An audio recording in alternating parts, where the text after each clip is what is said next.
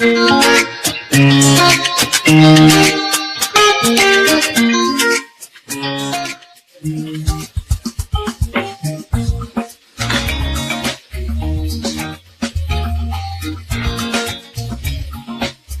Indigenous Knowledge for Youth Empowerment.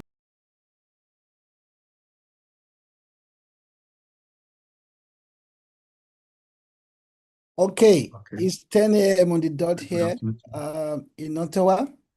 I want to say good morning to everybody and good afternoon or good evening, wherever we are. My name is Samuel Ujolo. I'm the principal investigator of this project. I want to start by apologizing to our Muslim brothers and sisters in Africa. I didn't know that today is a public holiday. I would not have put the program there. Sorry about that. And I also want to proceed by appreciation, by acknowledging, because in my language, if there's somebody do something good to you and you don't show appreciation, you are like a thief. So I don't want to be like a robber who, didn't appreciate. So thank you so much for coming today. I want to appreciate the Mastercard Foundation, whose support has made this possible. We have, I think, some of them are present here. I will mention some name. Yukai, Dr. Eunice, I think she doesn't want me to call her Doctor. Mallory, Folashade, and Robin, and for those who have left, we talk about Professor Tade, Professor Ayo, Professor Owanda. Without their support, this project will not see the light of the day.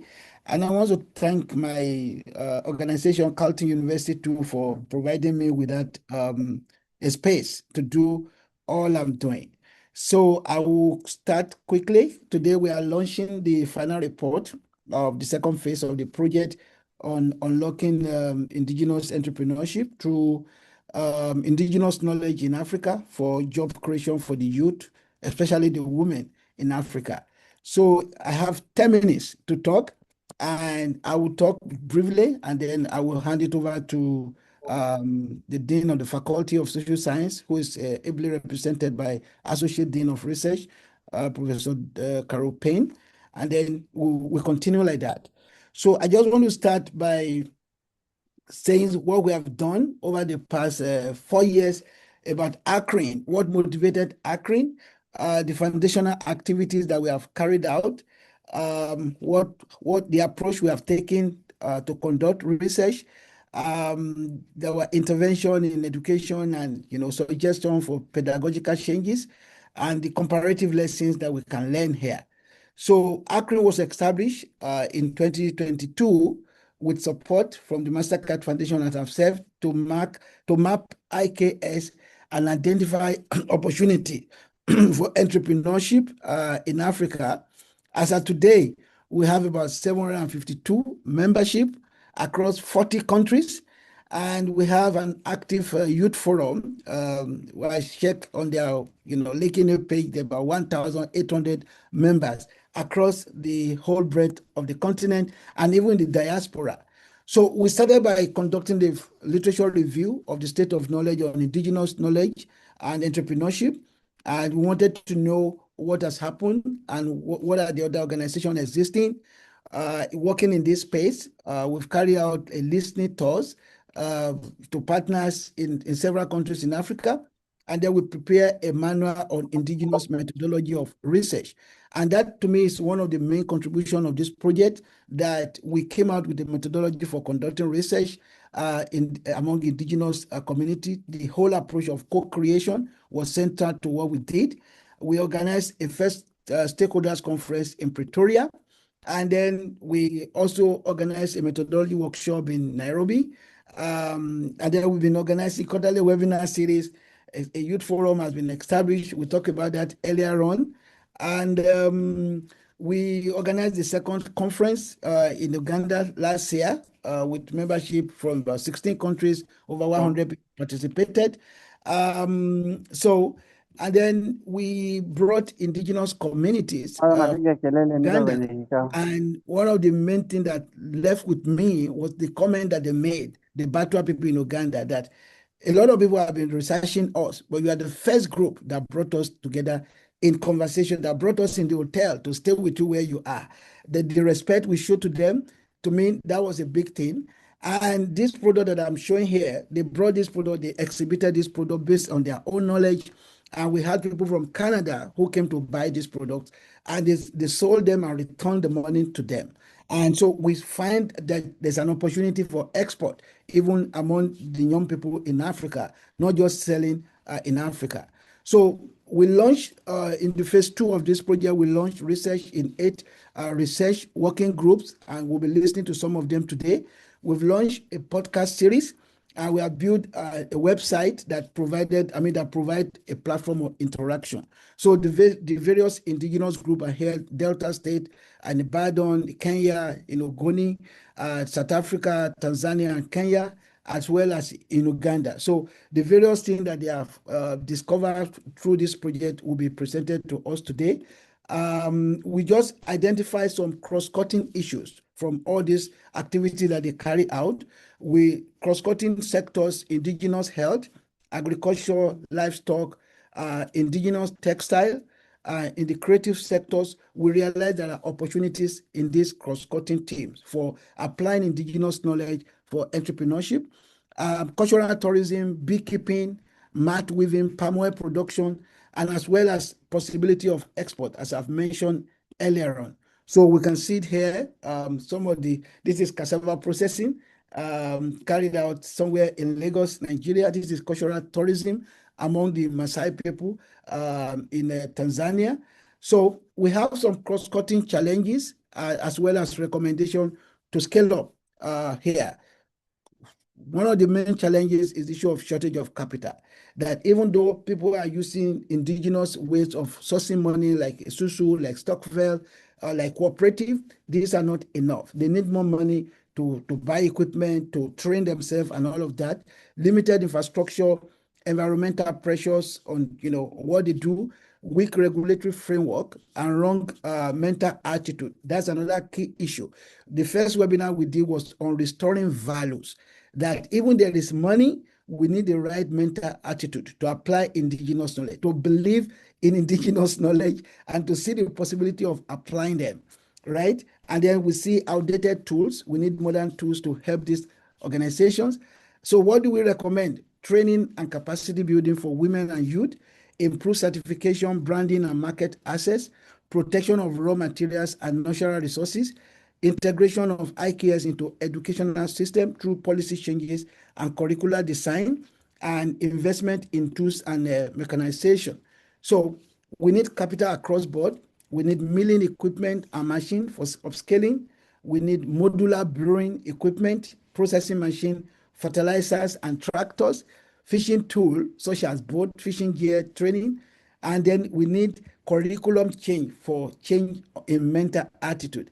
As well, we've tried to broadcast whatever we are doing. We have books. We have published a book. Another one will be published next month. We've established a journal in partnership with Codestra. What we have also done with this project is we are leveraging on existing MasterCard Foundation projects like the AFRIAC in Codestra. So we work with them. And yours truly, I was appointed as a series editor for 2 big publishing houses, Anthem Press and Bloomsbury. This allows us to be able to publish whatever we have done through the conferences and through the research. We've published several journal articles, opinion pieces in The Conversation, policy brief, and blogs. These are the books that we have. This one has been published, again, with the support from MasterCard Foundation. It is an open access book you can easily download. This other one is forthcoming in June, based on indigenous knowledge and youth entrepreneurship.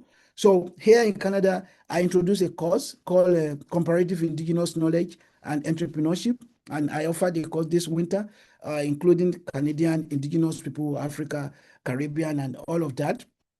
This provided an opportunity for student learning. They presented different projects based on indigenous knowledge, and we can see there are a lot of opportunities there. So one of the things I went with from that course was the fact that many of them said, thank you for opening our eyes. We're going to apply this knowledge to start our own company, even as graduates from Canada here. So I think we can do that.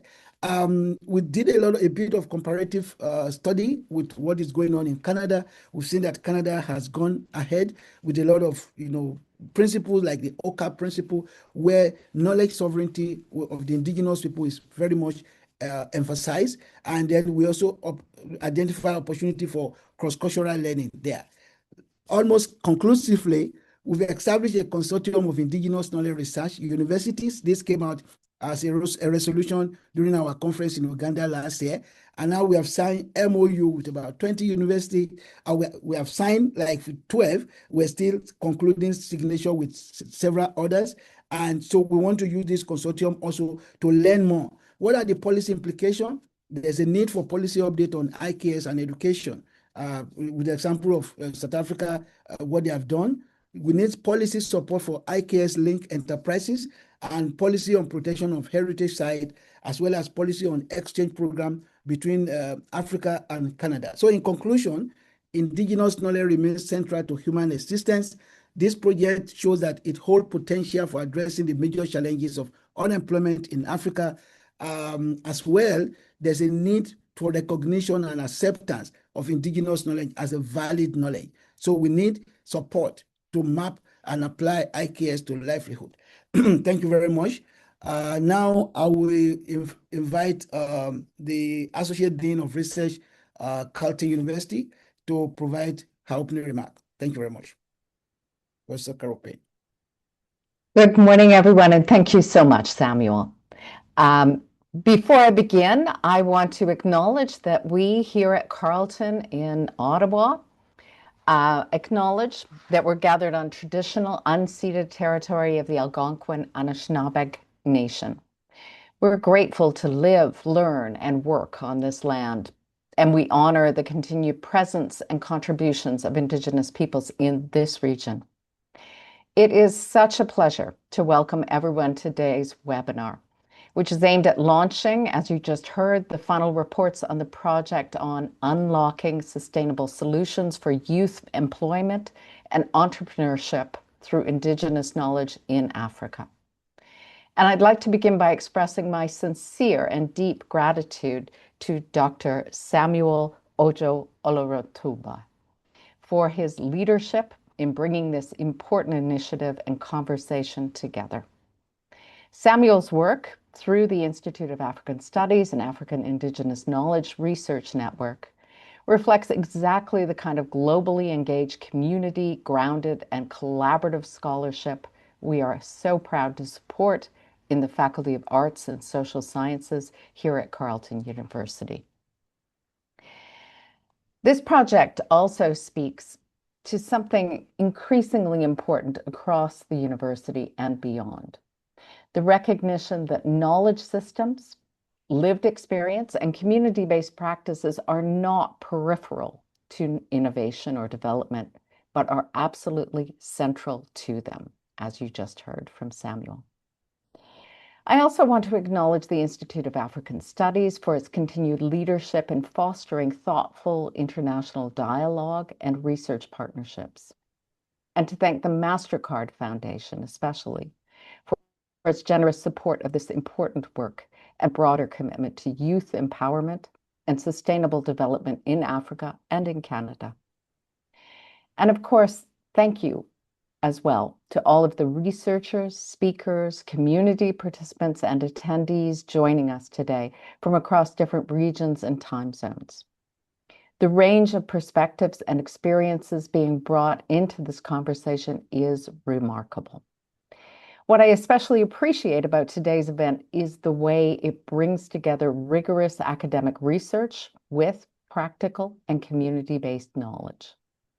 The discussions we'll hear today are deeply rooted in lived realities and the creativity, resilience, and expertise of young people and communities themselves.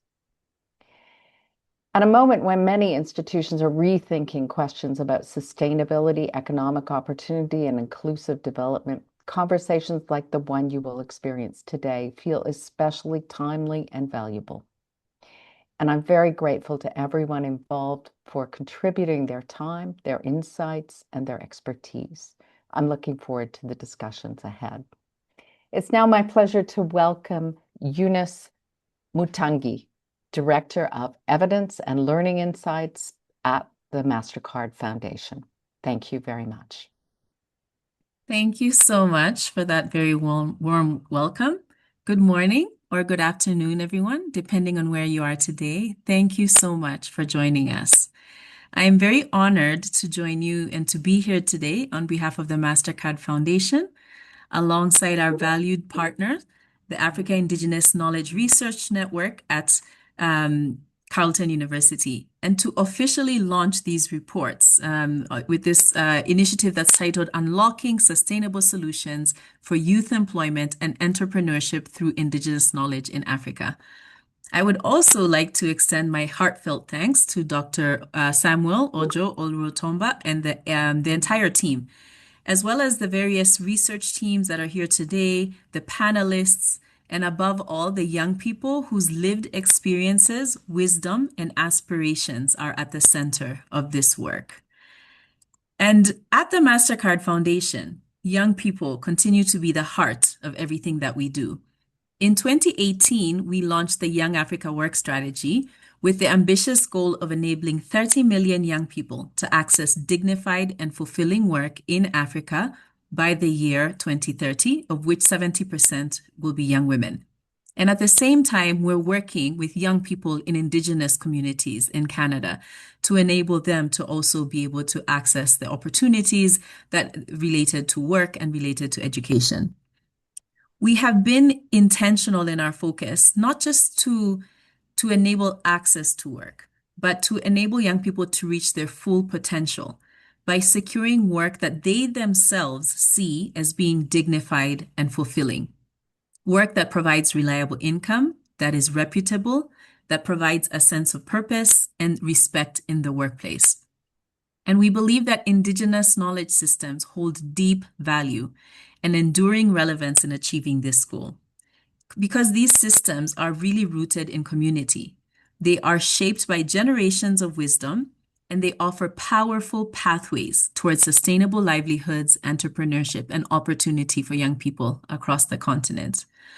The evidence generated by this network invites us to recognize African Indigenous knowledge systems not as the knowledge of the past, but as a living, valuable system that can help shape a more inclusive and sustainable future. Drawing on the empirical research, case studies, documentaries, and podcasts from Kenya, Tanzania, South Africa, Nigeria, and Uganda, these reports help demonstrate how Indigenous knowledge continues to sustain employment across diverse sectors. This includes agriculture and livestock systems, fisheries, agro-processing, traditional medicine, crafts and the creative industries, pastoralism, cultural tourism, and community-based natural resource governance.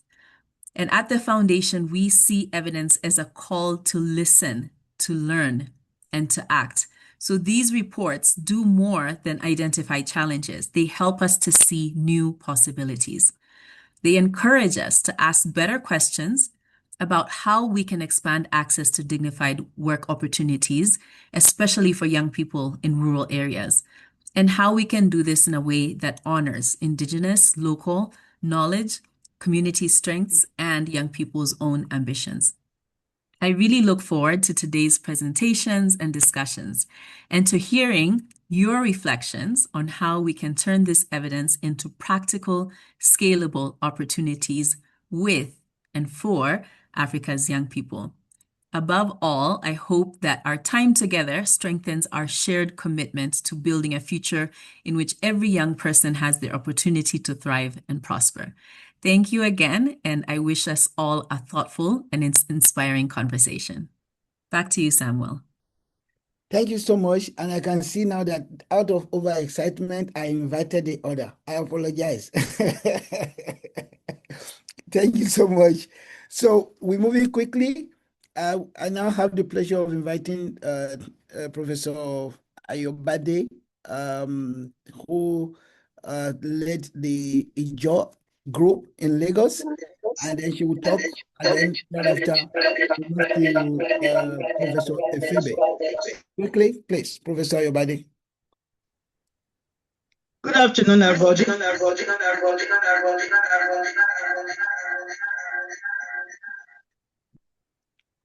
Are we okay now? Are you hearing me?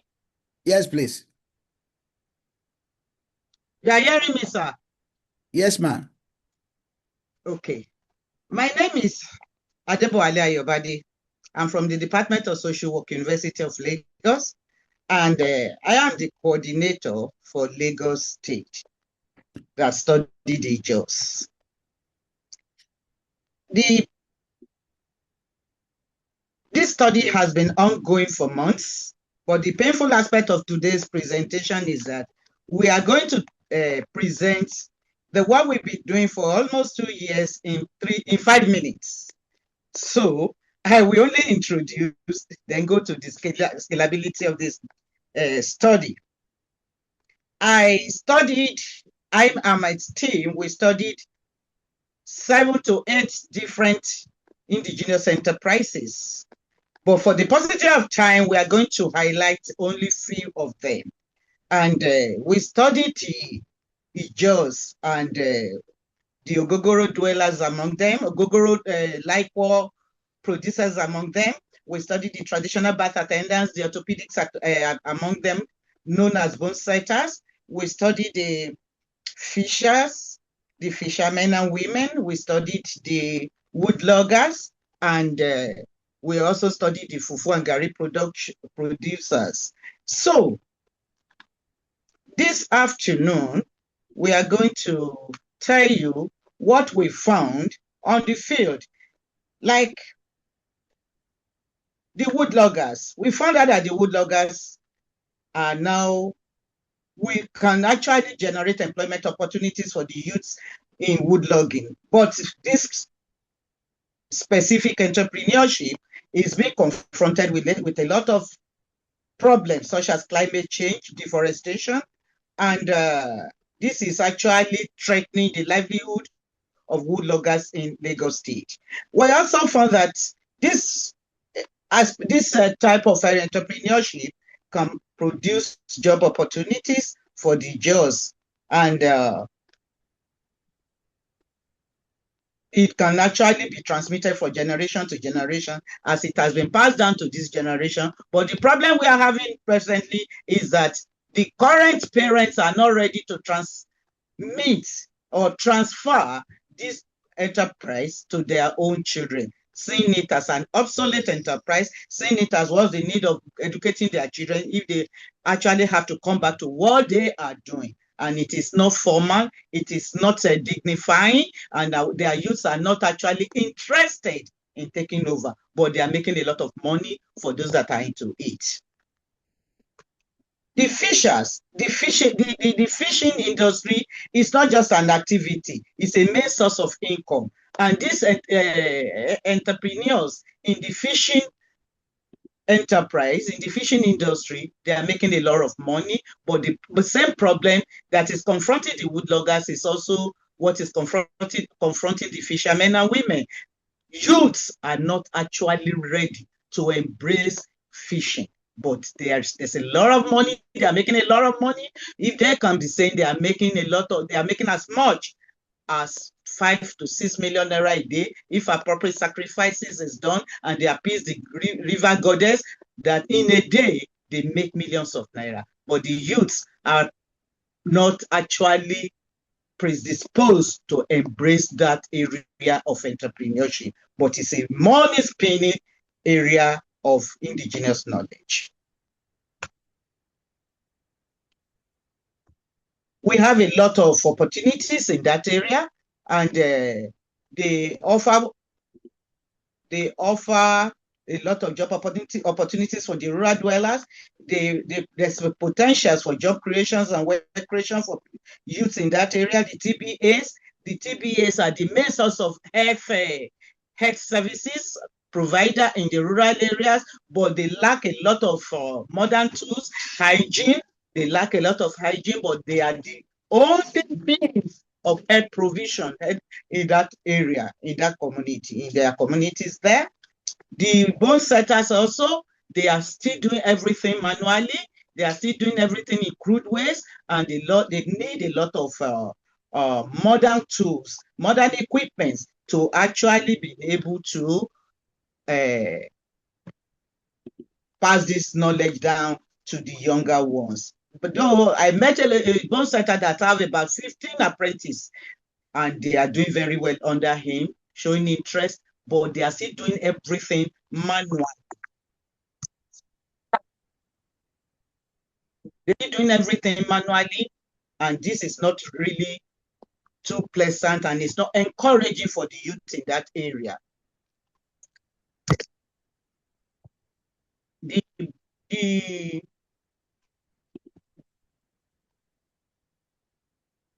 Gary producers and the fufu producer, also we have a lot of lessons learned in that area. They are actually doing very well. Everybody is now consuming cassava, is consuming fufu, consuming everybody. The mode of production is still crude. Youths are not actually ready to embrace it. But if modern tools are given, if the appropriate machines are provided, they are ready to embrace it, because we did both quantitative and qualitative, and we actually did documentary for 5 of these enterprises in those communities. And these are their comments. Potential for growth. We expand the scope of study. Extend the research to other Ijaw communities across Nigeria. It's very necessary, and indigenous groups in West Africa to enable cooperative analysis and broader regional impact. Institutionalize indigenous knowledge research. We establish a dedicated indigenous knowledge and entrepreneurship research hub within the University of Lagos to continue interdisciplinary research, training, and policy engagement. We also need to integrate findings into curriculum. We need to collaborate with academic departments and the technical institutions to integrate indigenous entrepreneurship model into entrepreneurship and development studies curricula. We also need to develop community-based training modules. We will need to translate research findings into practical training programs for indigenous youth entrepreneurs, focusing on business development, innovation, and cultural presentation. All right, ma'am. I think you are done. Thank you so much. We've learned so much from your presentation. Professor Vincent, please, can you come up? Thank you very much. My group and I carried out a research on 9 Ijaw communities. We are the Ijaw study group based in Delta State University, Abraka. We carried out our research work on 9 Ijaw communities cutting across 3 local government areas of Delta State. And our findings shows that most women and youths are not satisfied with their occupational craft as a result of the low income accruing from these various crafts.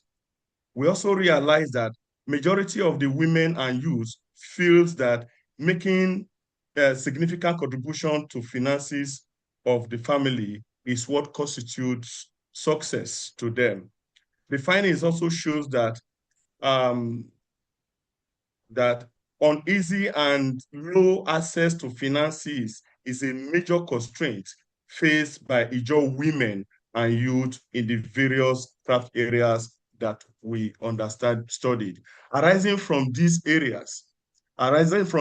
findings, we realize that the major challenges that the women and youth faces in the various Ijaw communities that we understudied has to do with poor storage facilities by the fisher women and youths, within the area that we study. We also realize that the women finds it very difficult to transport their cash, their goods from the riverine to the urban areas where you have ready market for their product, and this affects their production, and indeed it impacts on their livelihood. We also realize that Ijaw women and youths lack the technical know-how to be able to adapt and blend indigenous skills with modern technology that will enable them to grow. We also did realize that they lack access to finances that could enable them expand their operations at all fronts in such a way and manner that will make them contribute much more meaningfully to the local economy of the community and indeed of their various families.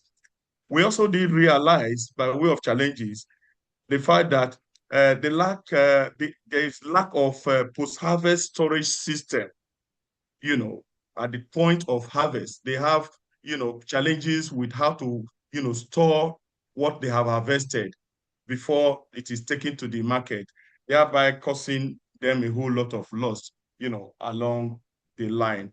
I'm presenting this work side by side with Professor Calista Obi, and she's here to talk about the area of upscaling.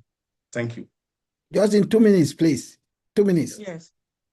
Thank you, PI. As a follow-up to what he has said, we believe that if for the upscaling, for the fishing occupation, we can get modern boats, ovens to dry the fishes.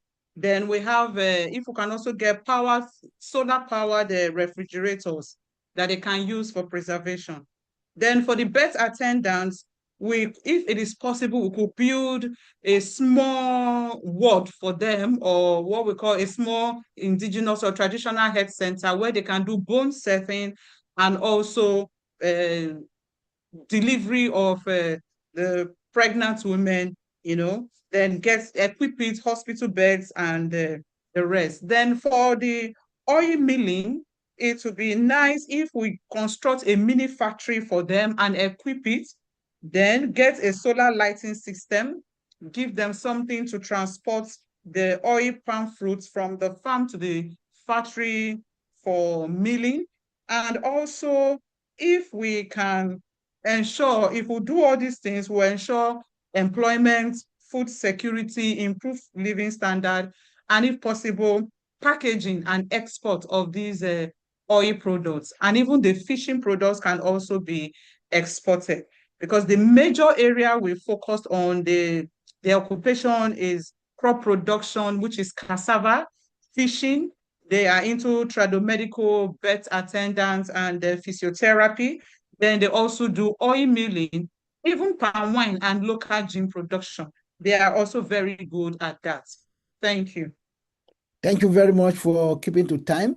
Maybe I should just emphasize that one of the disruptive things that we brought to this project is moving away from this urban area to the rural area, where, of course, majority of African people live. So that, I think, is a critical thing to note, that we intentionally engage with people in those local communities, and that, I think, is something to pay attention to. So we move now to Kenya.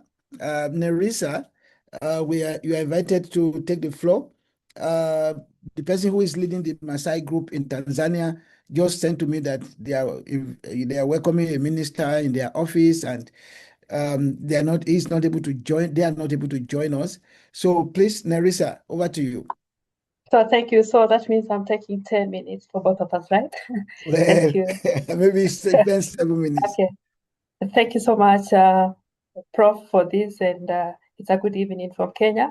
We're going to share our upscaling Okiek indigenous beekeeping on how to empower youth and women through sustainable value chain creation. This is work done with my colleagues in the house. I think I should mention them: Mark, Millicent, Winnie, and Anthony.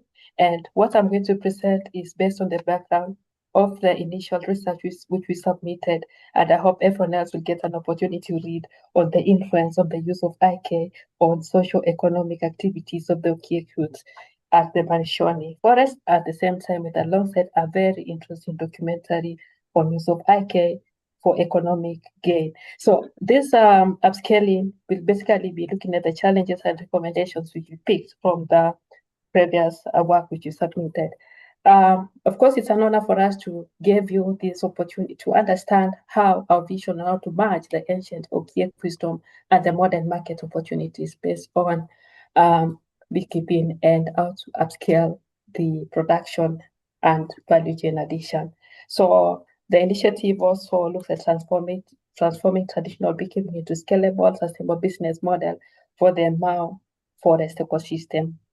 Its Mau ecosystem is quite complex, and most of you by now you know that the Okiek people are one of the biggest, they are thought to be one of the biggest groups of East African forest dwellers with about 20,000. And the objective of us was to upscale the knowledge for sustainable forest management and the wealth within it.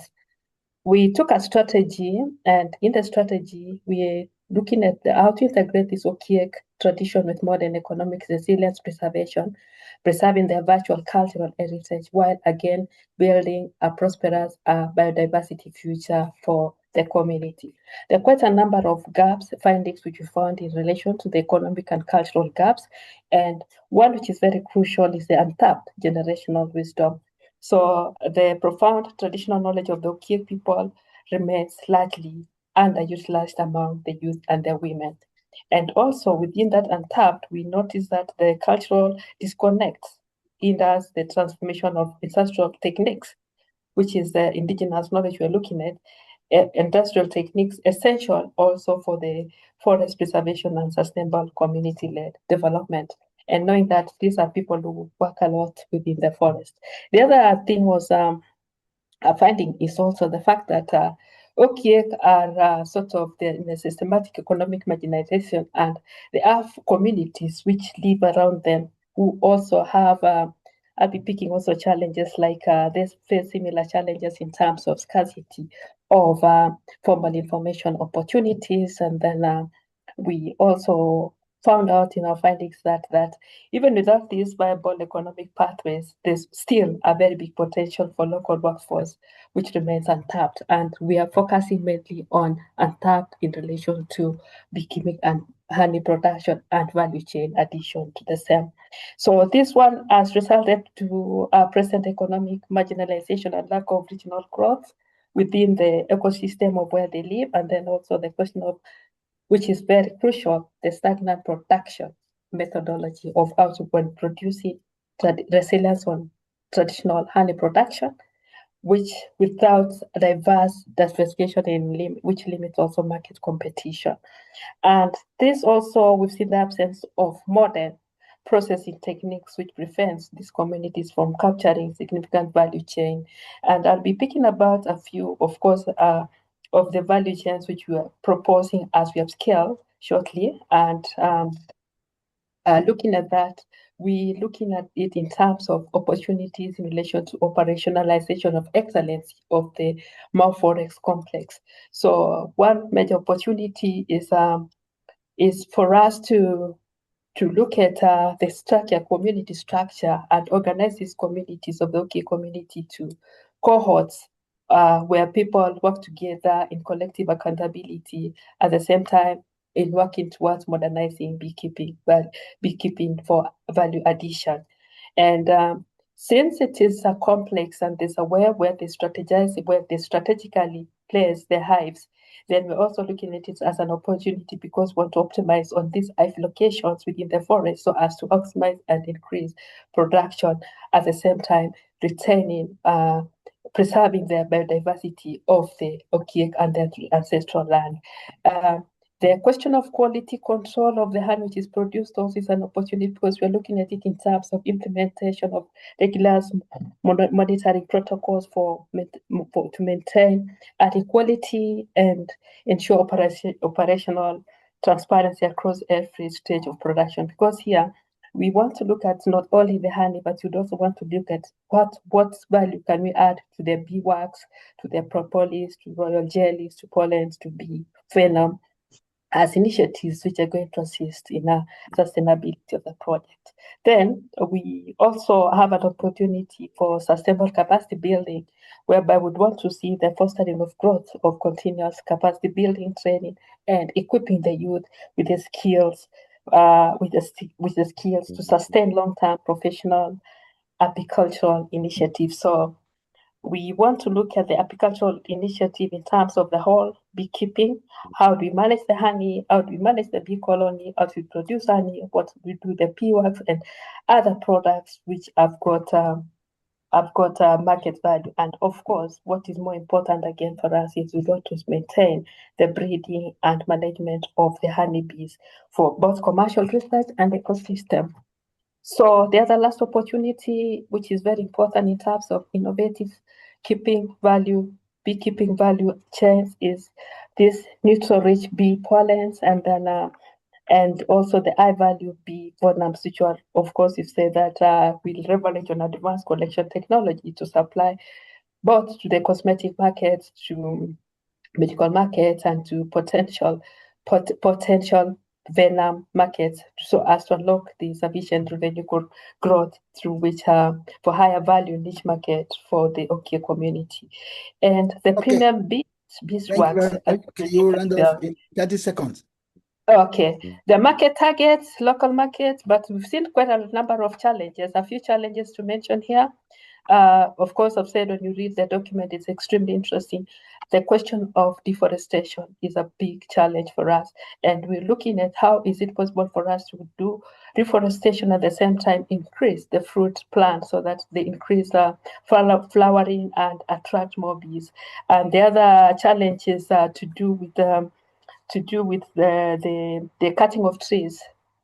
So what do you do with the cutting of trees? The other challenge also is cutting of trees, and you realize the Okie community live side by side with the community, with the trees, so they don't support that. And the last one will be the current question of climate change.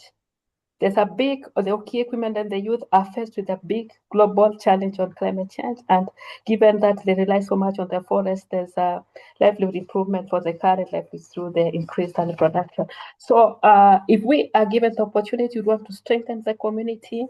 We want to give direct jobs to about 200 youths, structure them so that they're able to promote economic inclusion for women through the entire Okie population. In conclusion, we want to say this program is extremely timely. It will expose to the eco-cultural, it encourages education and improve market shares and look at diversity of outputs in the required skills. I forgot one challenge to do with the level of education, which needs to be looked into for both the youth and the women. Thank you so much. I hope. All right. Thank you so much. And thank you to MasterCard, and thank you to my colleagues in the house. Thank you so much. So we move quickly now to Uganda. We invite Dr. John Mary and Skora to make their presentation within 8 minutes. Thank you. John Mary. Good evening, members. I'm John Mary Kanyamurwa.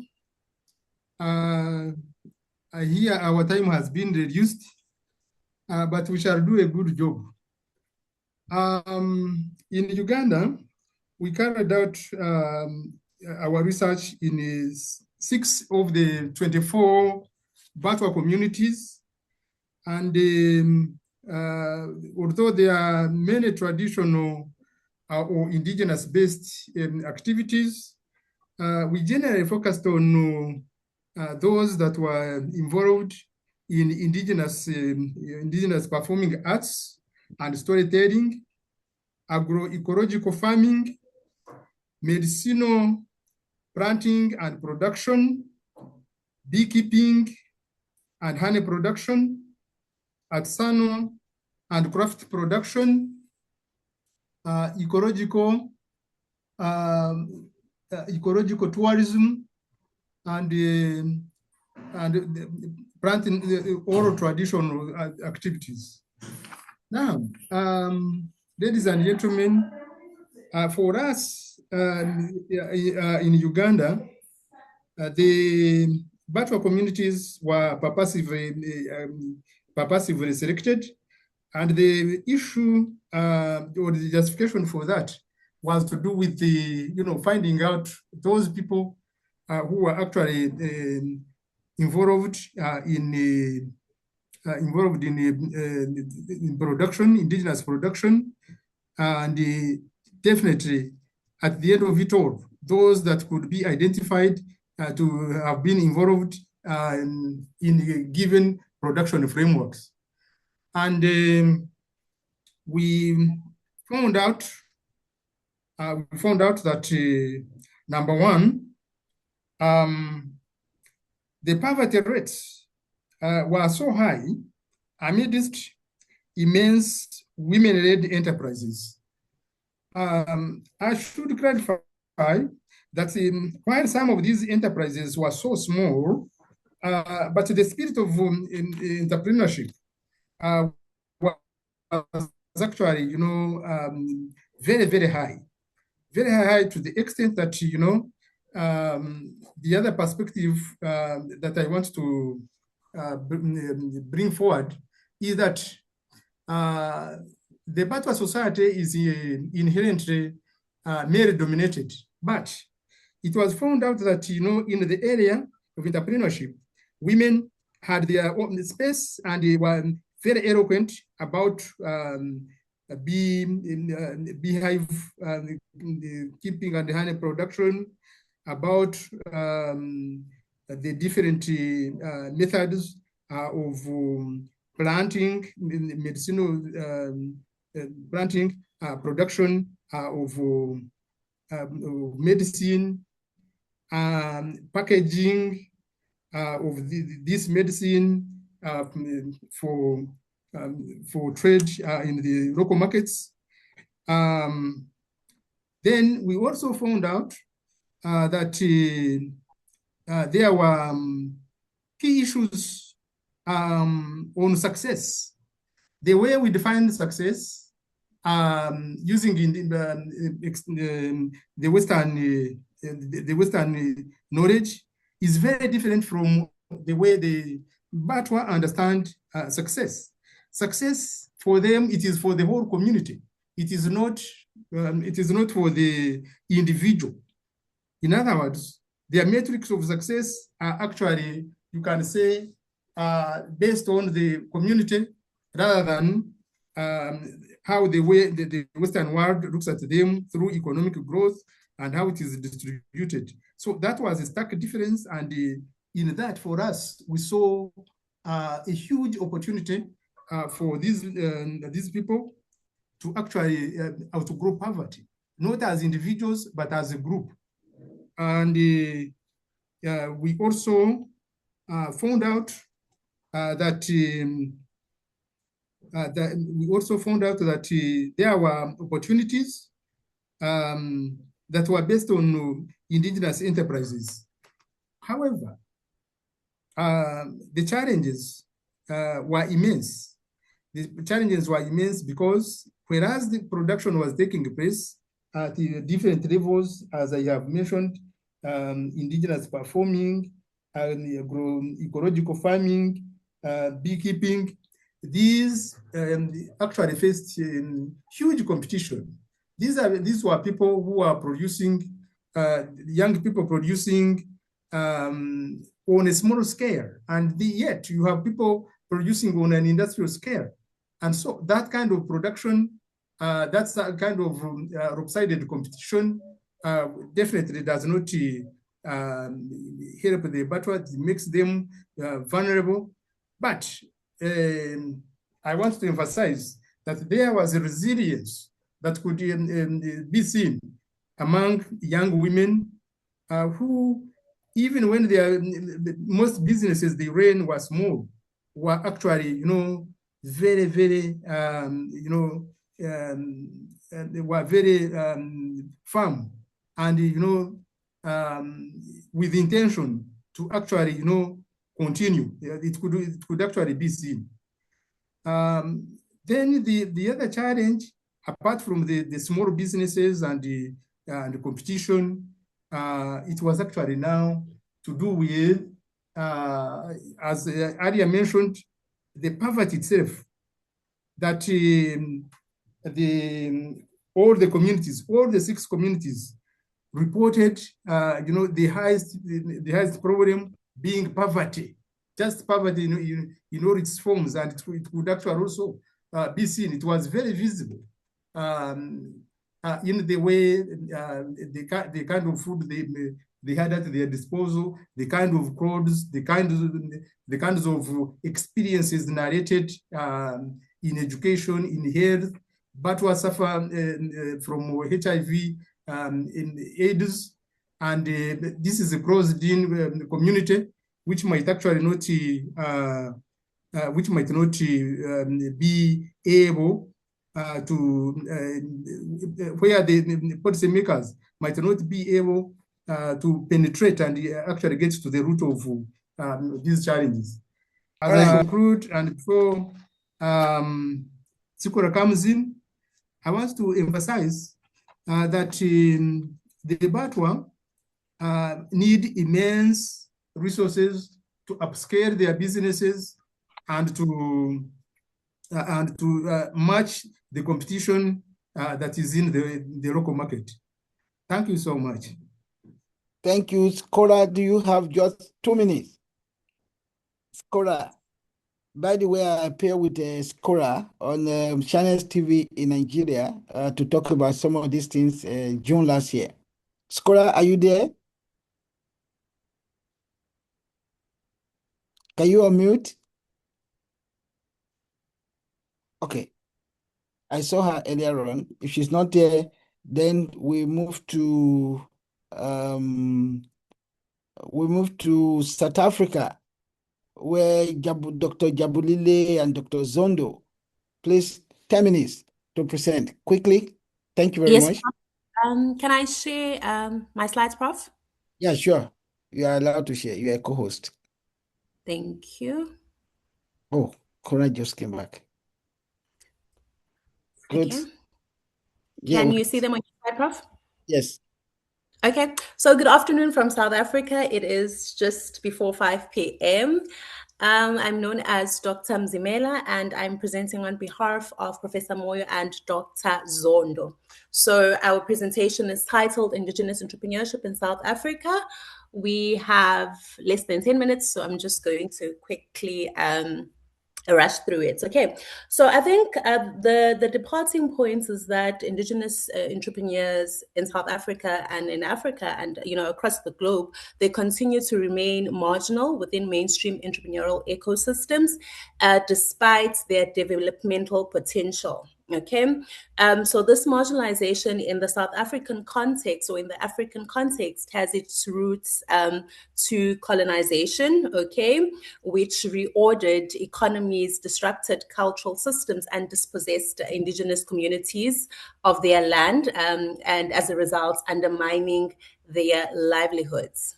Okay, can I just quickly put this in slide mode? Yes. Okay, so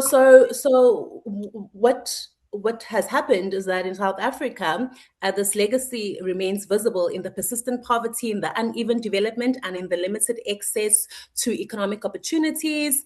And this is also compounded by the post-colonial policies that we have in place, okay? So these conditions actually highlight the need, to foreground Indigenous knowledge systems, and in particular, Indigenous entrepreneurship as a legitimate site of economic thought and practice. So Indigenous entrepreneurship is increasingly recognized as an alternative development pathway grounded in reciprocity, in cultural continuity, in community well-being, and of course, in ecological responsibility. So I will just quickly get into, what is it that we've done with my team. We have in South Africa, we have examined how Indigenous entrepreneurs define entrepreneurship, define entrepreneurial success in their own terms. Okay, we've also looked at the challenges that they face and what opportunities they can leverage to sustain and grow their enterprises. Okay, so we focused on two communities. We focused on Abattoir, okay, and of course, I'm sure we are aware that Abattoir are identified as being, among the first people in Africa, and we also focused on the Nguni Nation, in particular AmaZulu, which are found as in Moleni. It's in the south coast of KwaZulu-Natal, while Abattoir are found in Bigville. So these two sites were selected because they reflect cultural diversity, but within a shared regional and historical landscape. Okay.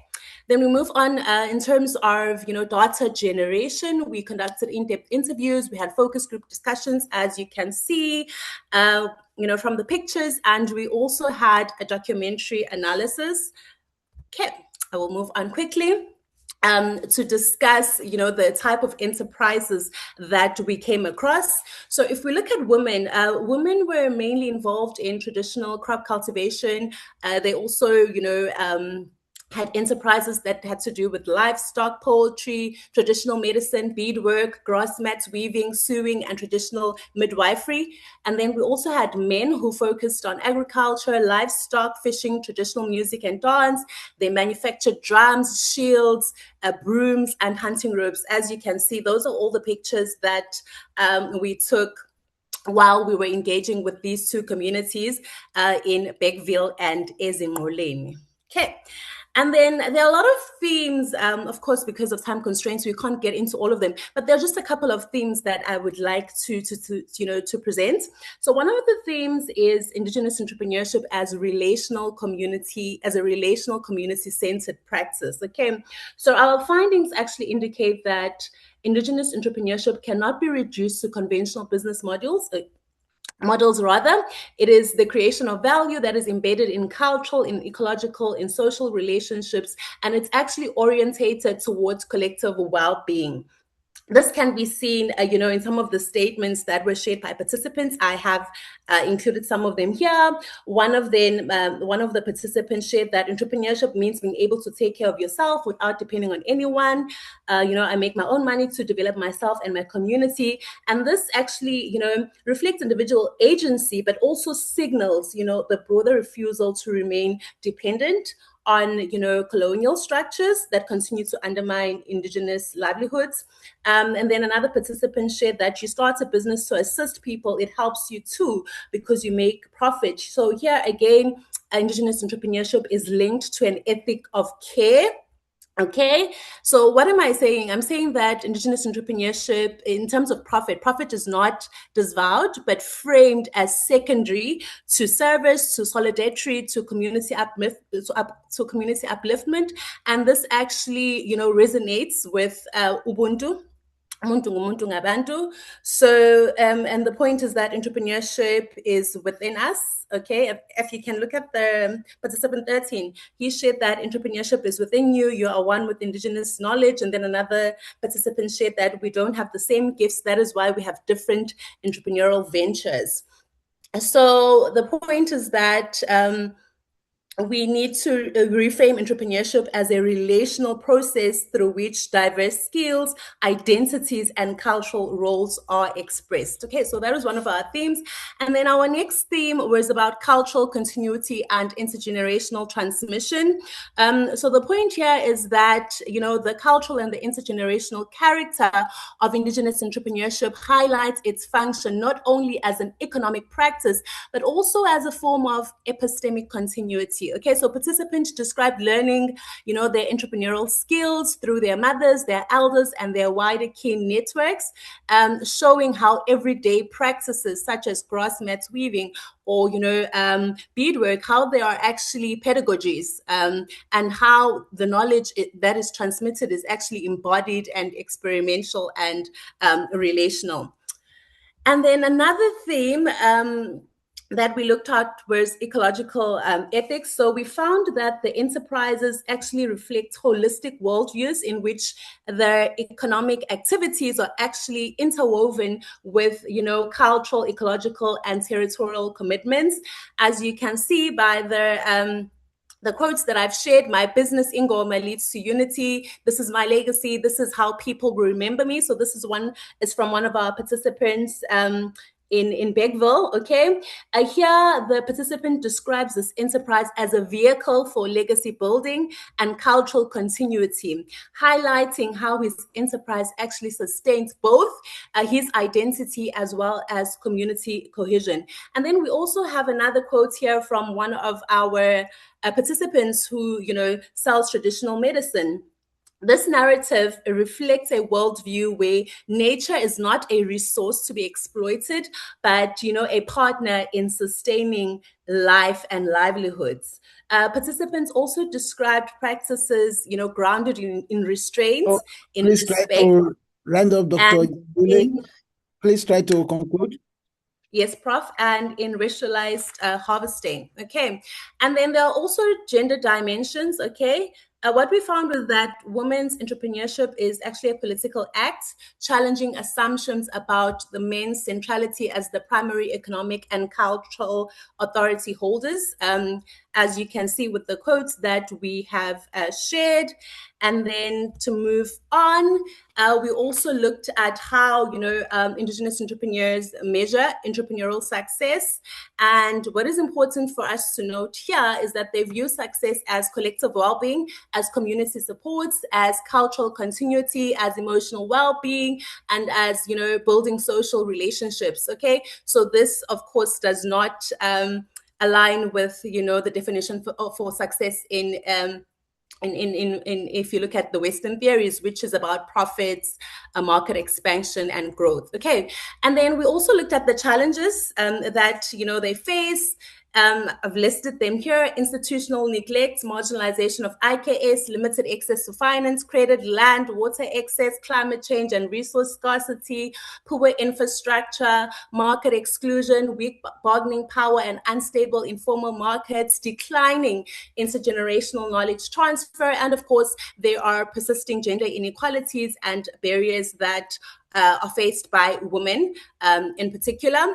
And then what are the enabling conditions for sustainable Indigenous entrepreneurship? Number one, Indigenous-led policies. So we need to design, co-design policies with communities to reflect their values, their rights, and not, replicating capitalist. We have to stop you now so that we can. I'll give you. Can I conclude? Can I conclude, Prof? Yes. And then we have appropriate finance, education, and digital market access. Okay. So to conclude, okay, Indigenous entrepreneurship offers, empirically grounded, culturally informed conceptualization of entrepreneurship that enrich theoretical debates and resist homogenization. There is a need for policy and support rather than, inserting Indigenous entrepreneurs into a growth-centric economy. We need to expand what counts as development, recognizing Indigenous economic systems as future-orientated infrastructures of well-being. And then I also wanted to highlight, Prof, this is very important. This project has provided direct material and enterprise supports to some of the entrepreneurs, demonstrating that even modest interventions can actually strengthen livelihoods, restore confidence, and improve enterprise sustainability under difficult conditions. And thank you very much. Thank you very much. Thank you for highlighting that point about the fact that through this project, we actually supported some, enterprises and individuals. Some people pay scholarship. And in Uganda, we bought drums for the Batwa people, which I'm sure they will use to form their cultural troupe. And so there are opportunity for scaling up there. Thank you so much, everyone. And now we move to Ogoni, Indigenous people, Niger Delta, Nigeria.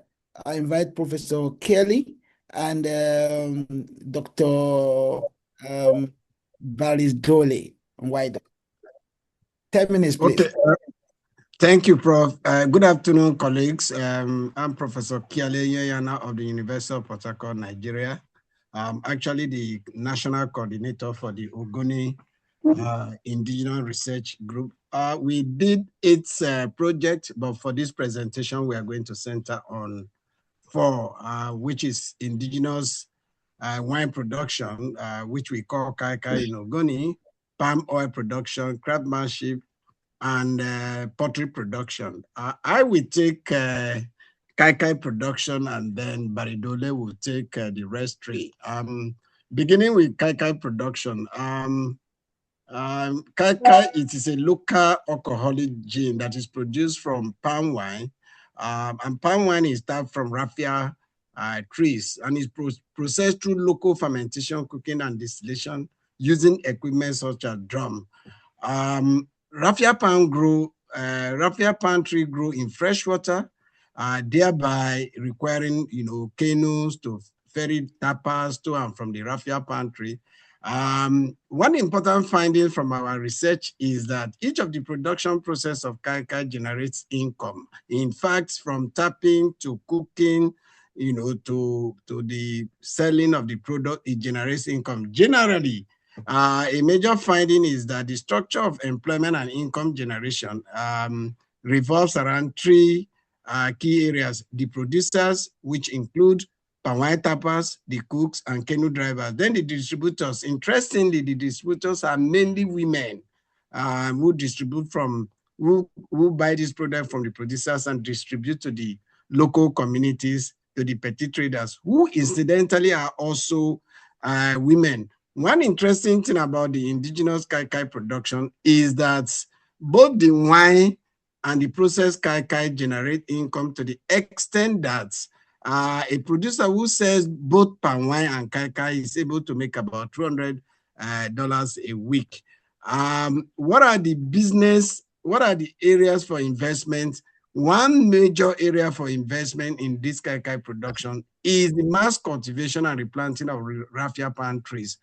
This is so because given the context of environmental extraction occasioned by oil in Ogoni, most of these trees are actually disappearing. So we think that investment can take place in mass cultivation and replanting of the raffia palm trees to guarantee the source of the raw material, which is what? Raffia palms and then palm wine. There are other areas for investment, rebranding, investment in logistics, but more importantly, in modernization of the equipment such as distillation pipe, drums, and that. What are the challenges that we discovered in the field? First, I mentioned about the need for replantation of the raffia palm trees. The second major challenge that we identified was the canoes that are used to ferry tappers to and from the forest is actually prohibitive. For instance, as of today, it's about 500,000. That translates into about $338. Another challenge is imported foreign genes. Luckily, because of the spiritual, cultural, and medicinal value of Kai, this has proven to be resilient. So Kai is resilient even in the face of imported writing. And so it is a very good venture to continue that has sustained the livelihood of local community. Finally, there is also need for capacity training of local producers in the use of ICT for them to be able to advertise their products on the internet and generally social media. This will also promote the knowledge about Kai production. So at this point, I would like to stop for Baridole for him to take the rest of the project. Thank you. Thank you, Prof. That was the professor. Baridole? Yes. Baridole, can you take over? Yes, sir. Go ahead. Oh, I will be talking on palm oil production. Now, the palm oil production is actually a very important area because the entire process of producing palm oil serves as major entrepreneurship opportunity for the people of Ogoni. Now, palm oil is a product of palm fruit, which is derived from palm trees, and this palm oil is gotten when it is extracted from the palm fruits. Palm oil is a lucrative product and in high demand as it is required for every form of meal in a traditional Nigerian home. Now, employment opportunities in this area include the palm oil extraction and then the palm kernel oil extraction, broom making, palm oil cracking. Like I said, this project is actually very massive because it begins with the products, the palm fruit products, which we use in making the palm oil. And then after the palm oil is made, the end product is palm kernel. The palm kernel now is used for the process of making palm kernel oil, and then the shells are used for builders who would need it for their construction work.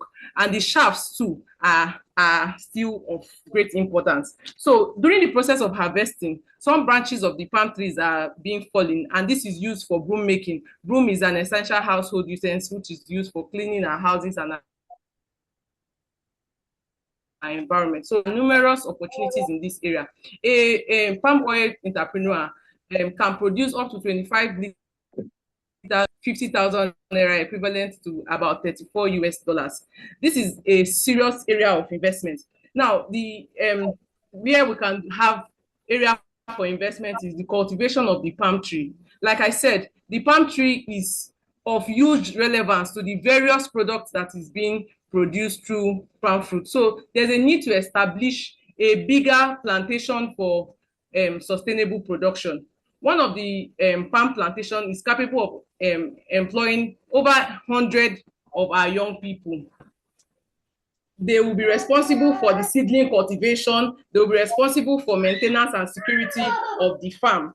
Now, we look at the investment in bigger mills to be able to produce more palm oil and be available for exportation. The challenges here is just inadequate funds to be able to upscale and expand the production of the raw material. So we'll be needing 6 to 7 plots of land to be able to have a bigger palm front plantation. Also, we have outdated equipment for the extraction of the palm oil, storage facility, and a means of advertising. Another one is mat craftsmanship. Mat is a piece used for decoration and lying down within our household. It is made from a plant grown around swampy areas. Just like the kaikai and the palm oil production, every stage of this production actually it serves as employment opportunity to the people of Ogoni. It begins from the harvesting to transporting and then weaving of these mats. This craft is predominantly a female craft, and it takes 3 to 4 women to be able to produce a mat in about 4 hours, depending on the size of the mat. The production of mat can employ 80 to 100 young people per community. An average mat craftsman in Ogoni earns 15 to 20,000 in a day. Now, the business opportunities available here is the cultivation of the plants that is required for making the mats. Because of the environmental degradation, we would be needing land to be able to plant these plants, which will generate over 100 jobs for the people within Ogoni. Also, investment in design and rebranding of the mat will also attract more patronage, and training is needed for this rebranding. The challenges here is just the environmental and climate changes, which can be addressed with the use of modern facilities for planting the plants required for the production, the raw material production. And then we have limited access to funds, which will improve and expand the business. We'll look at the last projects we did, which is the pottery production and enterprise among the indigenous Ogoni people. Pottery is the making of household utensils. In 2 minutes, please. In 2 minutes. Okay. Thank you. I'm almost done, Prof. Pottery is the making of household utilities using pots and other household utilities with the use of clay. In course of our research, we discovered that the craft is predominantly a women business, and that clay is used for this production is communally owned. These pots are used for domestic purposes such as cooking and storing water, as well as palm wine, as the pot's temperature allows for preservation of its contents.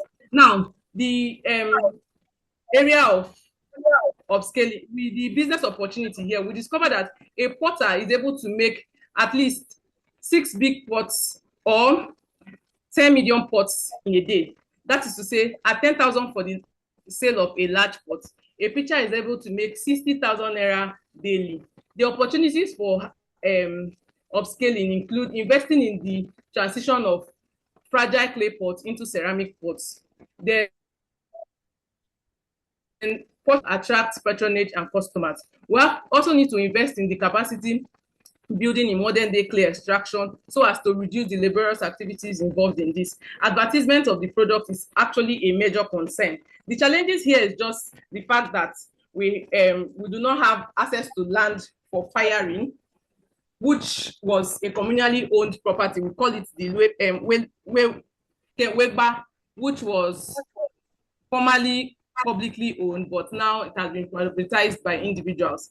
So the cost of land we scaled it at about 3 million naira, which is out of the access of poor craftsmen to be able to access. So basically, funds is the major challenge here.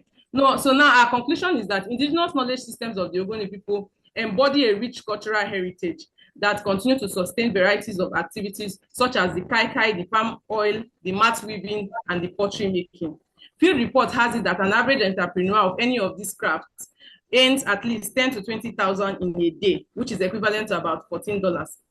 However, funding remains a major constraint to produce, expand, and to upscale.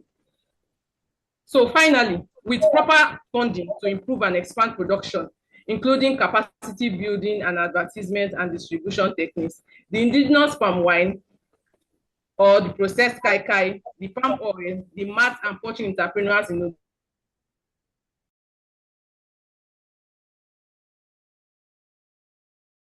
Okay. Thank you so much for that rich presentation. We've now come to the end of the presentations from the various research group. The floor is open for questions, and then they will respond as it goes. So please, if you have a question based on this presentation, or if you have money to give us to do this work to scale up, please raise your hand. Thank you so much. And maybe just a round of applause for all the presenters. Thank you. Thank you so much for doing the great thing you have done. Okay, questions now. Yes, I can see read one, Ishola. Maybe let's just take 3 at a time. Okay, yes, let's go with read one. Please go ahead. Just question very straight to the point, please. Thank you. Yes, no problem. Good afternoon from our center. So my question is very simple and clear. Firstly, I will appreciate all of the presenters. They've done a good work. So my questions go for those that did research in areas of kai and palm wine. So my question is, considering recent development about how stuff like kai and palm wine, how they get people intoxicated in local communities, that they happen not to be productive, as it has been reflected in movies amongst many others.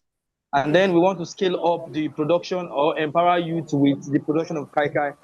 Has any feasibility study been done on this? Probably, if all of these narrative has been false, or probably it is true. If then, why then do we want to scale up, or would I say empower the youth with such entrepreneurship? Thank you very much. Great question. Great question. Thank you very much. I'm sure. Okay, should I, and Prof, I don't know if I have the opportunity to answer, or my senior colleague, Professor Kiale, will do the answering. Yes, you can answer, but let's take other questions.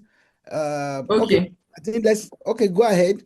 You can answer, but I also know that we can use palm wine for industrial use. It's also used for industrial use. So go ahead, please. Okay, so like we said, every product has its disadvantages, like we all know. And then alcohol is written boldly on each product for ages above 18. And anyone who consumes alcohol is held responsible for his or her actions. But it doesn't take away the fact that alcohol is part of everyday livelihood. We have foreign gins which are imported into African countries, and then people consume these things on a daily basis. So what we are saying is, if we can also have the opportunity to make these gins, brand them, considering even the fact that our own gin do not have the artificial chemicals, it should be forward in the global market, not a community thing. So it should be a global something. It should stand the chance of phasing out other countries or other nations' alcoholic drinks as well. So if we are not eradicating every other alcoholic drink as long as the world is concerned, that means kai should stand a chance of being upscaled so as to meet up the economic markets. Thank you very much, Doc.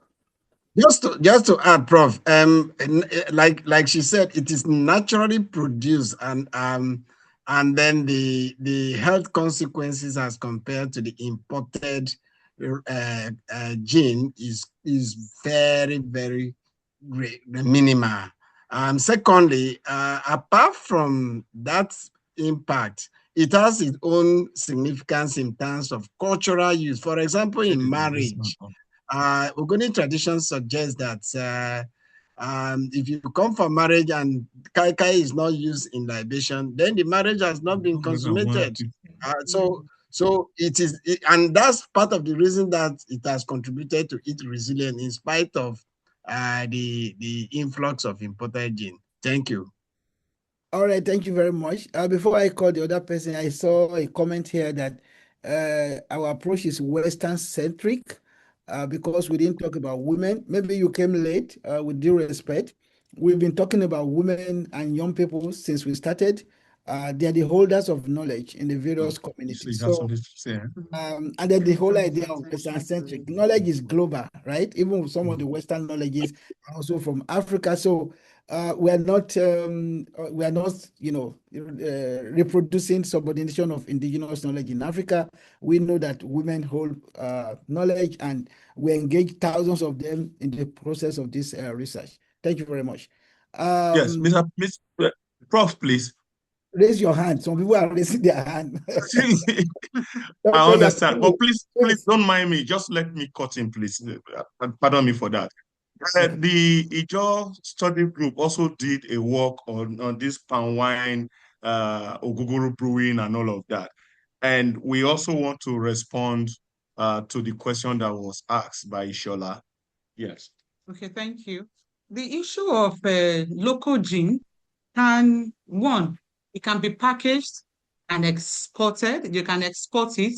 Secondly, you will all agree with me that traditionally, in terms of traditional medicines, there are some that are also soaked in local gene that we use, even the birth attendants, even for the physiotherapists, there are ways they use this local gene. So upscaling it will create employment for those who are into the production locally. It will also, we can export it, and we can also use it for traditional medicines. Thank you.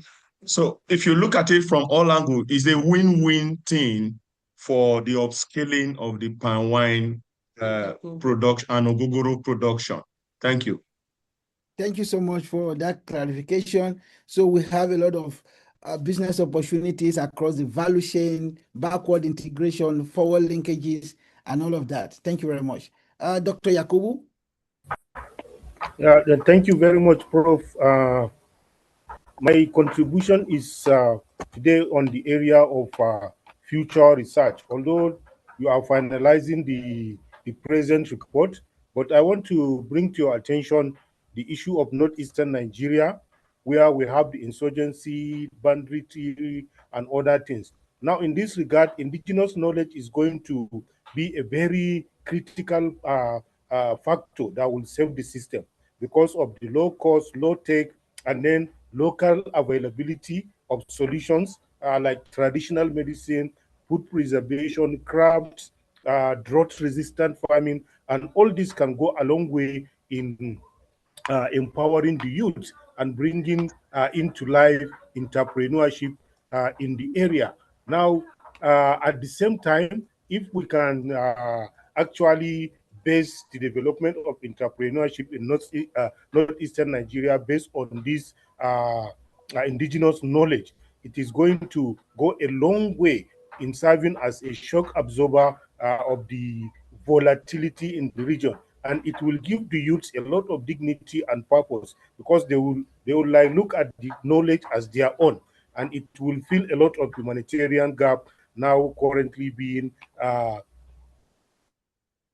witnessed in the region. Further, it will also unite the elders and the youths to work together so that indigenous knowledge can be impacted, expanded, and then be introduced to more modern innovations, which they will readily accept. So one of the reasons why I feel this is justified in the next area of research is it is possible if we can create mobile indigenous knowledge youth business hubs across northeastern Nigeria so that we can experiment the efficacy and also see how it can be implemented, for which I am very positive. And secondly, it is going to link these youths to cooperatives that will save them from being radicalized and all other issues like that. And then a lot of other advantages stand if we can link this particular indigenous knowledge into local development of entrepreneurship. So at the end, we are going to look at specific areas like agro-pastoralism. We are going to look at also natural medicine, which a lot can be produced. We are going to look at water and land management. Also, we are going to look at crafts and textiles. All these are readily available as indigenous knowledge. And then we can even have entrepreneurs in conflict adaptive skills, which you can all develop. This is my little contribution, sir. Thank you very much. That's a very rich contribution. We'll continue to talk to you. Thank you, sir. Thank you. Professor Adebowale, please. Yeah, just to buttress the question of Kai or Gogoro Laikwo, it is interesting to tell the person that's actually asked that question that these camps, these kind camps, actually feed the main factory in the cities. They come to the camps in the rural areas to buy in jerry cans, in kegs, to actually produce the sachet jeans that we buy that have been modernized. Hence, the issue of modernity. A little touch of modernity into their productive production activity comes into play, and the youth will embrace this kind production. There are so many, but they lack the modern aspect of production. Hence, this factory buys it at cheaper rate from them and sell it at expensive price in the cities. Thank you. Thank you so much, Prof. Anthony Biegon, Doctor or Professor, I don't know, sorry. Go ahead, please. Thank you very much. I'm Anthony Biegon from Kenya, part of the team that worked on honey production among the Ogiek community. What I wanted to add was, what I really want to add is, had we consulted the indigenous communities earlier, there's a chance we wouldn't be here, especially in terms of environmental considerations, where we are facing global warming, such things. For example, what they've done in terms of their livelihoods is to produce honey. The key thing for them is that they don't touch any tree. Even making of the beehives, they only wait until they have a tree that has fallen. So they don't cut trees. Nobody cuts trees within them. Actually, the main threat that is now coming is from the government or from governments who would want to introduce plantation trees, which they'll cut later for sale in terms of timber. But the communities would wish to have indigenous forest preserved as is. And that way, from research, there is the cooling effects. The indigenous trees are cooler. That means they even absorb more carbon than the plantation trees. And that has been proven. So if we were to really give a hand to this kind of enterprise, which gives them money at the same time conserve the environment, it would mean that we are saving ourselves in terms of global warming, and we're also giving them the enterprises, because each beehive which they build can be a lifelong thing. They build their beehives to last, because we were told, some of the community members, they told us they inherited the beehives from their grandparents. So, and that way they'll make sure they don't even tie the trees. So unless a tree is aged, then they can use that to build the beehives and make a living. A beehive can give them about $70. $70 maybe within three months. That's a lot of money for any youth, and they make money. Thank you very much. Thank you so much, Anthony. Dr. Damola, please. Let me brief. For this session, we have just around 7 minutes more. And then before for the closing remarks. Dr. Damola, please. Thank you, Prof, for giving me the floor. I just pasted my comment. I want to thank the presenters for a good job for making us to know more of what is happening in the rural economy. But this is what I want to say. I'll just read it out as I've pasted it. I'm reflecting on the presentation, and I found out that most of these economies are viable financially. But the challenge is that the youth are not interested in it. They don't want to stay there. And that is not the aim of the study. The aim of the study is to expose this opportunity for younger people to participate in it.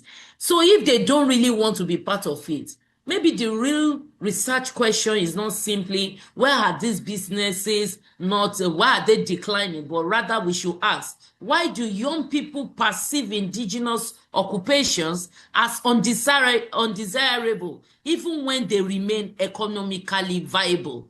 Young people today are not simply looking for jobs that are money. They also look for visibility, dignity, flexibility. And you see some of the modern jobs they go into don't even have future. Truck driving, factory work, they still choose it. They leave a fishing farm where their parents are making money to go to factory work. There is something young people are looking for. And I think our research focus should also look at how do we modernize indigenous economies without destroying their cultural foundation. We cannot allow this job to remain rural economy, frozen there. How do we transform them into aspirational modern sectors? Thank you, Prof. Thank you so much. Our plan is to see how we can establish centers for indigenous entrepreneurship in some of our universities. We can address this problem by change in the mindset, in mental attitude, understanding of the value.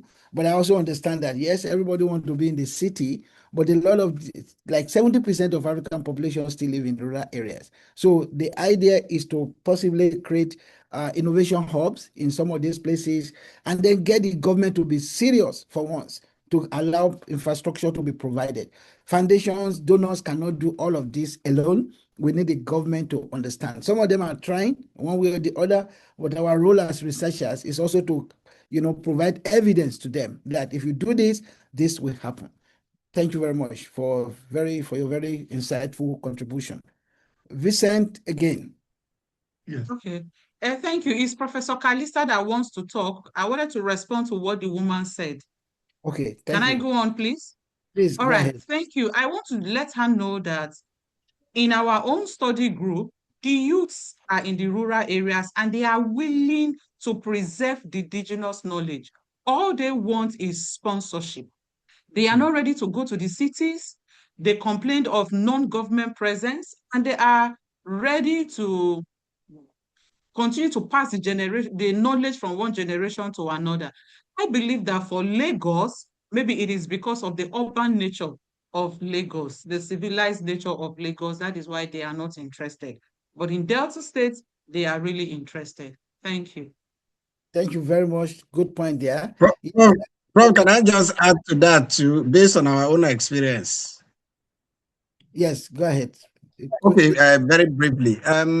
Yes, her observation is very correct, but in our context, we also see some changes. For example, in pottery, it had been traditionally old women, but what we saw is that young people are also going into pottery making now as, again, traditionally based old women in quotes that were engaged in it. That's the current trend in Ogoni now. Secondly, even with the Kai production, rather than old men doing it, it is now probably part of the thing we found was that lack of job itself is also a contributing factor for the youths now taking up these jobs. So it's not general. The observation is correct, but it's not general about this. Some of the things that we found in the field. Thank you. All right, thank you so Hello. much. Yes, Prof. I just wanted to share, what we also found out here in South Africa. Our participants spoke about how skills and cultural know-how is not being passed down from one generation to the next. So there's a limited availability of training and capacity building. More than that, the youth actually avoid work that requires physical endurance, that requires patience and long hours. Such as farming and weaving. And then there's also the influence of colonial schooling and, the capitalist consumer culture that often devalues, indigenous labor, crafts, and ways of knowing. So those are some of the issues that we have. So we need to also, plan or develop succession plans, and ways to transfer knowledge from the one generation to the next. Thank you. Thank you very much. Vincent, do you want Dr. Ayisi to go first? Okay, oh no, okay, somebody has talked from Vincent table. Yes, Dr. Ayisi, please. Yes, briefly, I just wanted to say wonderful presentations. The one recurring theme throughout the presentation is that there is the need to scale up these indigenous ventures for job creation and all that. So I just wanted to add that in terms of scaling, even before MasterCard, foreign organizations will put money, it's important that the indigenous entrepreneur, and this issue of scale up is not only in indigenous entrepreneurship, even across Africa. Most small firms, they lack the know-how to scale up. So it's for the indigenous groups, a lot of young people to invest. If you believe that this business is for your community to help to preserve your culture, then you can invest in scaling it up. You start doing something, whether it's bone setting, you start keeping data, investing in the business, and then growing it. That when you grow it to a certain extent, then the foreign money will come in. Right. And we have examples of that. So if you look at Nielsen Africa, that it's Nielsen in Lagos is a global market research group. It was an Ijebu man that started it. He started it, he used his initiative, he used his money, he grew, he had branches in Kenya, in Ghana, he expanded it to an extent, and then Nielsen Global came to acquire it. So if you don't show structure, he did it for over 10 years. So much sweat, so much dedication. If you don't do something like that, you don't have to get to the extent that Ijebu man went to. All right. Okay. Thank you so much, Doctor. We have just one more opportunity, two more questions. If there any other burning question or burning comment, I'm seeing something here in the chat. Governance ecosystem beyond funding, one of the key impediments to optimizing IKS and integrating them into various sectors of the economy is the way IKS is governed. What were your observations regarding how IKS is currently governed, and what the governance challenges will you highlight? What are the governance challenges? Professor Kelly, do you want to go ahead there? Governance of indigenous knowledge among the Ogoni people. Yes. One of our experiences in the field is that if you take the case of palm wine, for instance, indigenous knowledge is actually central to e-governance in terms of the distribution of the proceeds that come from it. So the raffia palm owner do a kind of listen to the tapper, and then the tapper pays just what we call mid-acre to the person as to show right of ownership. And that has actually sustained the collaboration between the tapper, the ownership of the raffia pan. Then in relation to poultry, for instance, the governance process is very interesting. It's a combination of a private sector-led kind of ownership, as well as it is communal, in the sense that the clay is communally owned. Nobody owns the clay. And then the producers of the pots harvest the clay, and then they use it for their own private end. But culturally, there are some things that they do, for the community in such a way that it provides synergy between the producer and then the community. So in that way, the governance system, particularly with respect to pottery, is intact. But one of the challenges we found is that's the other aspect of the governance now. The public land that we call Kewiba, that were available is no longer, so people are claiming ownership of community land. And to that extent, the communal nature of the firing spot that was provided by the community is no longer there. So you see the impact of modern capitalist system on ownership of the firing spot. That's how it becomes it. So there is a dynamic interaction in terms of the impact of modern governance system on the indigenous knowledge system. Thank you very much, Prof. Ruth Mbabazi. And while Ruth is thinking, I will ask Resty, the coordinator of the Youth Forum, I can see her online, to just also say something about what they are doing. We are doing a lot of consultation with them now, the various sectors where they think they can be scaling up. Ruth, please. And then the Director of African Studies will provide the closing remark there. Ruth, please. Hello, everyone. It's good evening here in Uganda, Kampala. For my case, I would like to share a scenario for Uganda's case about sustainability towards entrepreneurship for these young people. For us, according to my observation, we have three conflicting factors which tend to disrupt this kind of sustainability for youth towards indigenous knowledge. One, we have a great rise in the population. When people are increasing, they tend to encroach on these natural forests by claiming, destroying them because they want to build on them their homesteads. Another one, there's also infrastructure development. Towns are growing every day, and so they put down the forests, they destroy water resources because they want to build towns, industries and factories. Then also there is tourism industry, which is also growing in Uganda. So when I look at these three factors, I don't see a future for indigenous knowledge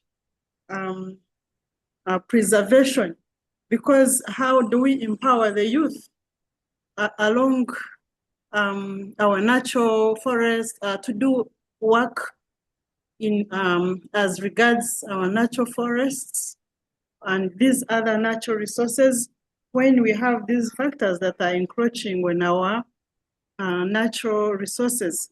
Because when infrastructures are being put up, they are sending away people.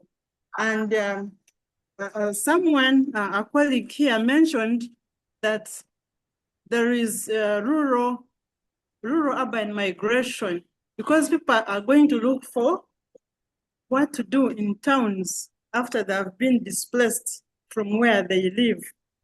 I beg to submit. Maybe I'm seeking guidance on that.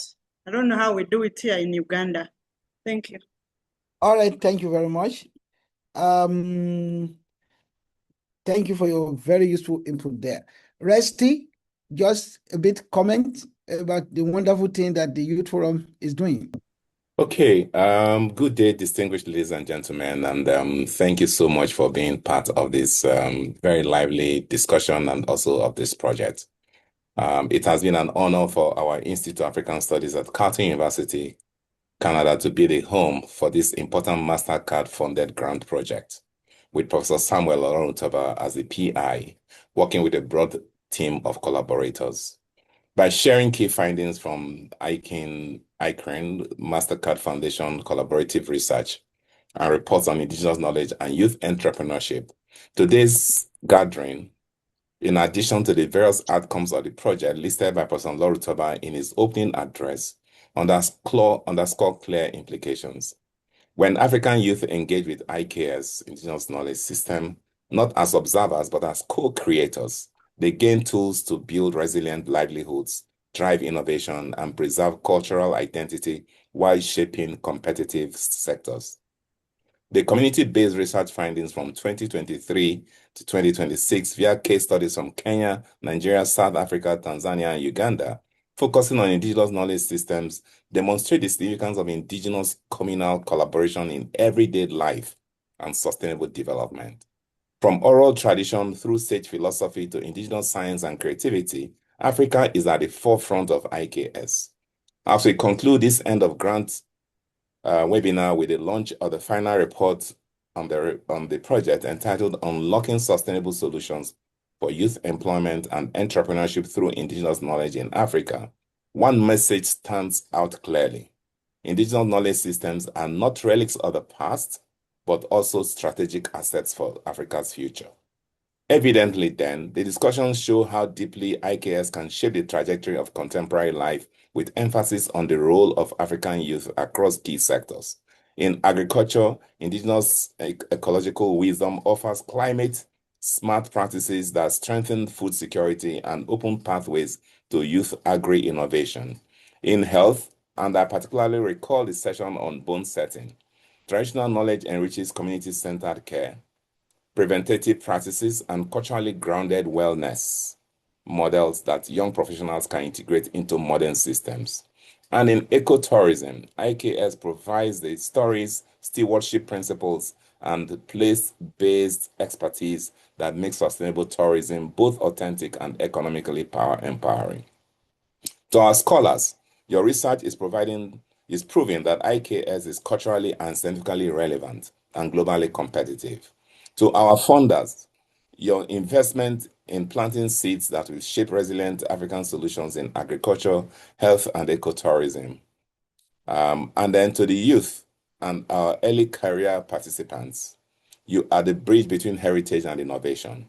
When you draw from indigenous wisdom, you don't just preserve the past, you unlock our new futures.